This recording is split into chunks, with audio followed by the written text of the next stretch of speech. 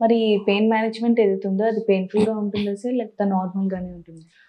Procedure చేసేటప్పుడు local anaesthesia ఇస్తాం కాబట్టి ఓన్లీ లోకల్ అనస్థీషియా ఇచ్చినప్పుడు మాత్రం కొంచెం పెయిన్ ఇంజెక్షన్ చేసినట్టు ఉంటుంది. తర్వాత మొద్దుబారాక ఆ తర్వాత ఏం ఉండదు. ఎందుకంటే దీంట్లో అడ్వాంటేజ్ ఏందంటే సెడేషన్ లాంటి అనస్థీషియా లాంటిది ఏమి ఉండదు. హ్మ్. అంటే స్పృహ కోల్పోవడము, 4, 5 రోజులు హాస్పిటల్‌లో ఉండడం అలాగా ఉండదు.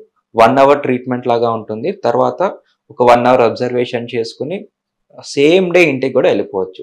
So, okay. అలాంటి అడ్వాన్స్డ్ ఎక్విప్‌మెంట్స్ తోటి మనం ట్రీట్మెంట్ చేస్తాం. ఓకే. ఇది లైక్ పీరియాడికల్‌గా అంటే వన్ బై వన్ కొన్ని వీక్‌కి అలా రావాల్సి వస్తుందా? లేకపోతే ఒక్కసారి తీసుకుంటే సరిపోతుందా? ఇది ఒక్కసారి చేస్తే మినిమమ్ 6 మంత్స్ టు 2 ఇయర్స్ వరకు పనిచేస్తుంది. So, okay. సింగిల్ సెషన్ సరిపోతుంది. So, okay. అండర్‌లైయింగ్ కండిషన్స్ అంటే ఎన్ని లెవెల్స్‌లో మనకి నర్వ్ ఎఫెక్ట్ అయింది. హ్మ్. సో, సింగిల్ సెషన్ పడుతుందా? మల్టిపుల్ సెషన్ పడుతుందా? అని ఒకసారి వాళ్ళ పెట్ స్కాన్ గాని, ప్రీవియస్ హిస్టరీ తీసుకొని ఎలాంటి క్యాన్సర్ ఉంది. దాన్ని బట్టి మనం వాళ్ళకి హెల్ప్ చేయడం జరుగుతుంది. సో, ప్రికాషన్స్ అంటే ఎనీ ట్రీట్మెంట్ కొంతవరకు ఇన్ఫెక్షన్ అయ్యే ఛాన్స్ ఉంటుంది. That's negligible.